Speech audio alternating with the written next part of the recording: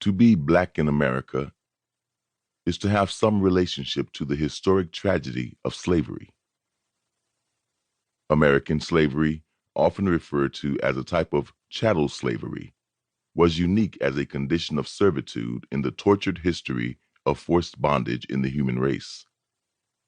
Whereas, before the transatlantic slave trade, the institution of slavery, as it existed across continents and time periods, typically allowed forced servitude to exist as a consequence of military defeat or financial debt.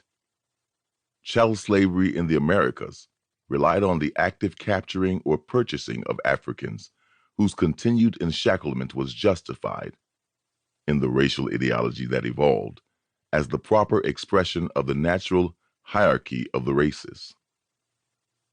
From such insidious origins, the evolution of many American institutions, and much in the way of the education and psychological formation of Black Americans themselves, was affected. Yet in recognizing this fact, Black Americans, and all Americans today, should also recognize that it is possible that the effect of slavery and racial oppression on our society today grows largely out of the power that we choose to give it.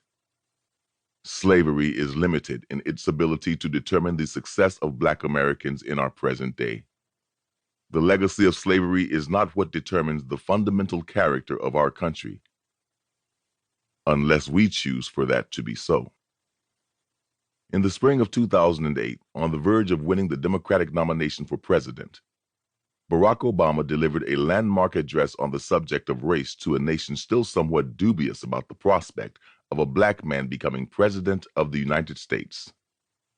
Obama opened by making a quick reference to this nation's original sin of slavery, noting that it left unfinished the liberating work of the Declaration of Independence. Yet he proceeded to observe that in the ideals that informed America's founding were sown the seeds of its redemption. Of course, the answer to the slavery question was already embedded within our Constitution, a Constitution that had at its very core the ideal of equal citizenship under the law, a Constitution that promised its people liberty and justice and a union that could be and should be perfected over time. And yet words on a parchment would not be enough to deliver slaves from bondage and provide men and women of every color and creed their full rights and obligations as citizens of the United States, he continued. What would be needed were Americans in successive generations who were willing to do their part to narrow that gap between the promise of our ideals and the reality of their time. That is true.